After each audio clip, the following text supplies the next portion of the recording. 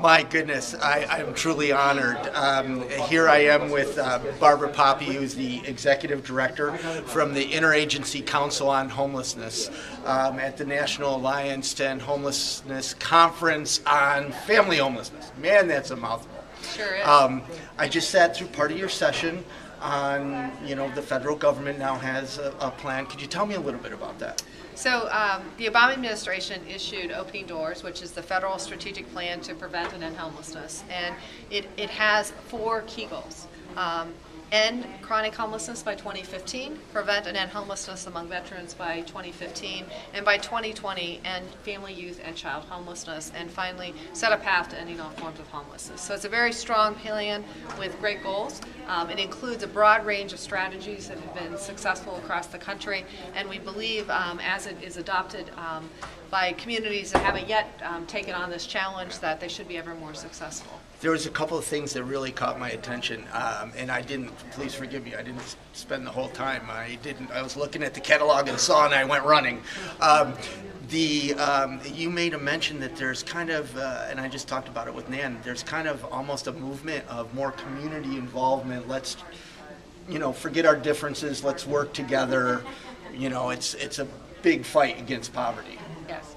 So I think it's really important to see various constituency groups coming together because if we fight amongst ourselves, we're never going to get any resources, and simply the train will leave us behind. So right. I think now more than ever we're seeing great collaborations between youth providers, family providers, single adult providers, but even more importantly, mayors and county executives and our federal partners at HUD and the VA and others are really believing that we need to come together and be a more unified voice. You said, we used to argue about definitions, and now let's, join together and start really doing the fight. Another thing that really, and I was so encouraged because you're addressing foster youth that are aging out, and you talked real briefly about how nobody owns it. Where, the veterans own, veteran homelessness, obviously, and everything else. Could you elaborate a little bit about that and maybe your plan for youth homelessness? Because it really is a big deal and it's not really getting the attention. What I'm seeing is across the country, youth become homeless for a variety of reasons.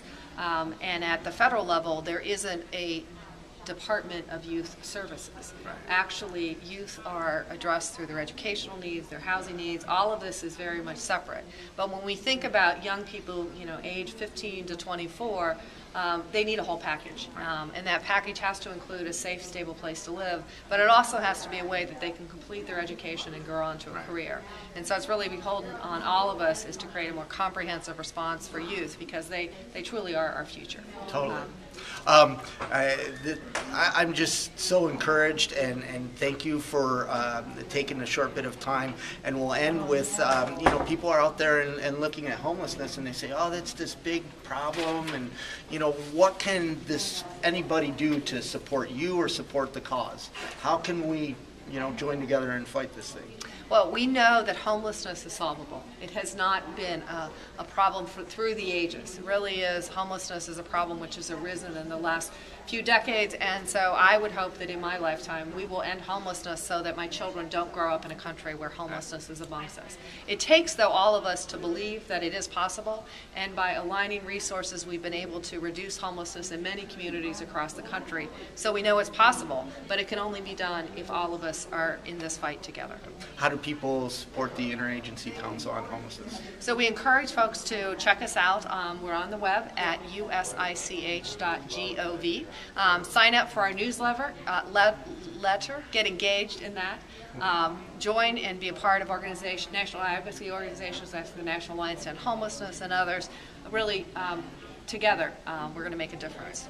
And thank you for taking the time, and thank you, Ed from HUD, for being the wonderful cameraman today. So, thank you.